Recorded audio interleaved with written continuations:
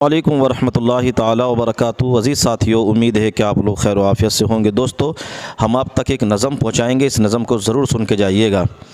मगर साथियों, एक बात मैं आपसे कहता हूँ कि कभी किसी की गरीबी का मजाक नहीं बनाना चाहिए, किसी की तंगदस्ती का मजाक नहीं उड़ाना चाहिए। पता नहीं कि बंदे पे कौन सी परेशानी या जो तकलीफ़ आ चुकी है, जो बंदा इस हाल में होता है। और हर चीज़ में अल्लाह तबारक व तआला की मशीयत और उसकी बेहतरी होती है।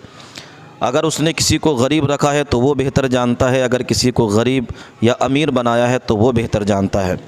मगर याद रखें, अगर अल्लाह ताला ने आपको दिया है तो किसी की मजाक न बनाएं।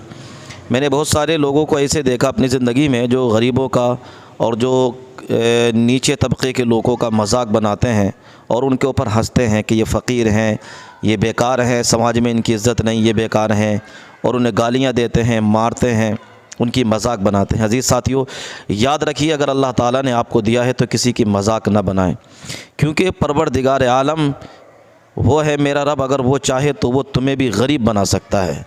वो चाहे तो बड़े से बड़े अमीर को मिनटों सेकंड में सड़क पर लाकर खड़ा कर दे। वो चाहे तो बड़ी से बड़ी बिल्डिंगें, बड़ी से बड़ी इमारतों को मिनटों सेकंड में ज़मीन दोज कर दे। अल्लाह तबारक व तआला से बड़ी किसी की ताकत नहीं है। अगर उसने दिया है तो उसका शुक्र अदा करें, और उसने दिया है तो उसका एहसान अदा करें कि अल्लाह ताला ने हमें इतना दिया है। किसी की मजाक न बनाएं, किसी की मजाक न बनाएं अज़ीज़ साथियों, क्योंकि जब आप किसी की मजाक बनाते हैं तो बंदे का दिल टूटता है। और मेरा अल्लाह फरमाता है, जो इंसान किसी बंदे का दिल तोड़ता है ना, किसी अल्लाह के बंदे का दिल तोड़ देता है, अल्लाह ताला उससे नाराज़ होता है, उस पर अल्लाह की लानत बरसती है।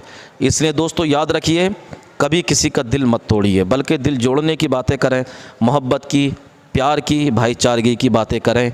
यही हमारे लिए बेहतर है, वरना तो हम और आप फड़कती हुई आप नहीं सही कर पाए साहब। मैं नाम नहीं लूंगा, नहीं आप जान जाएंगे कि मैं बाबा रामदेव जी की बात कर रहा हूं।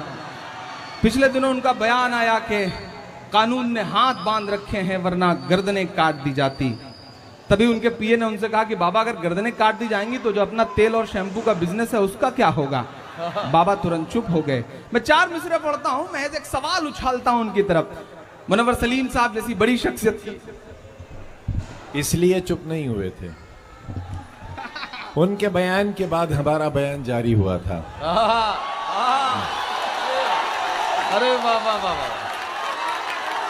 और हमने ये कहा था कि रामलीला मैदान से जनाने कपड़े पहनकर भागने वाले दुनिया के हिजड़े तेरे नाम पर शर्मिंदा हैं। जो आजम भाई ने कहा है उसे अक्षरशः शब्द शब्द पिरोता हूं अपने 4 मिसरों में। जी बिल्कुल। जो नफरत के सबब उठी थी वो ललकार किसकी थी। जो नफरत के सबब उठी थी वो ललकार किसकी थी। हमारे खून को प्यासी थी वो तलवार किसकी थी। हमारे खून को प्यासी थी वो तलवार किसकी थी। हमारी गर्दने मत काटिए, बस ये बता दीजिए। कसम है कि खात को आपकी तालियों का शोर हरिद्वार तक जाए। मैं अगला मिसरा पढ़ता हूं। हमारी गर्दने मत काटिए, बस ये बता दीजिए। जिसे तुम पहन कर भागे थे वो सलवार किसकी थी। जिसे पहन कर भागे थे वो सलवार किसकी थी। जो नफरत के सबब। इमरान, ये 4 मिसरे फिर से पढ़िए एक बार। पढ़े जाएं, ये पढ़े जाएं तो बताइए, पढ़े जाएं। जो नफरत के सबब उठी थी वो ललकार किसकी थी।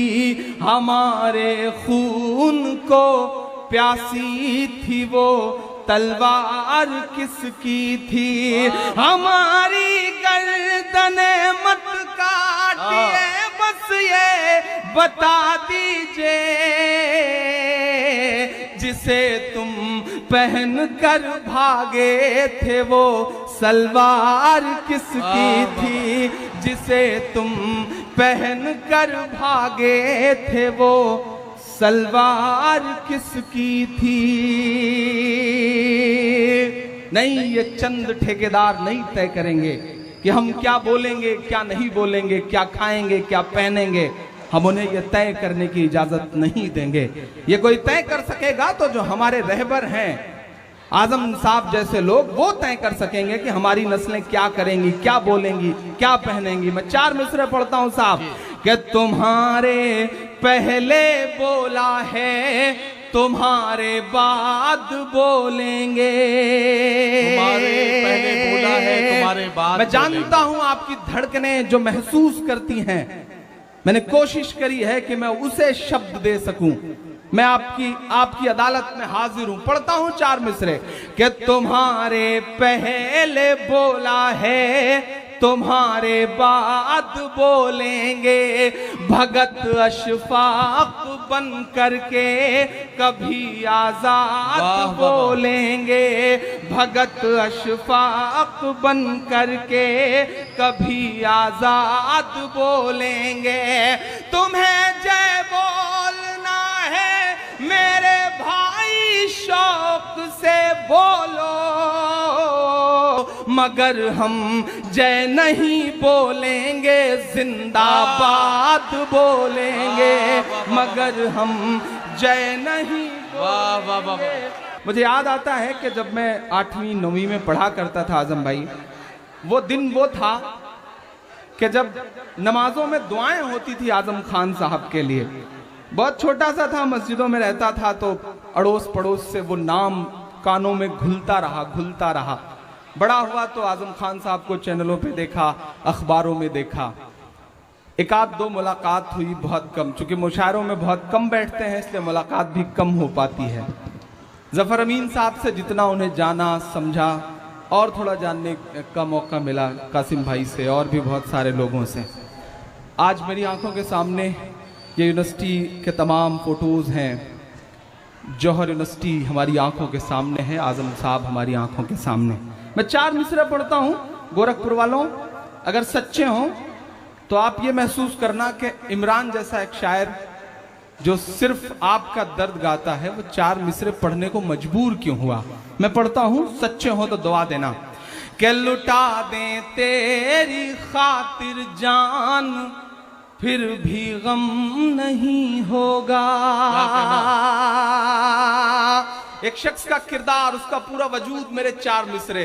कि लुटा दें तेरी खातिर जान, फिर भी गम नहीं होगा।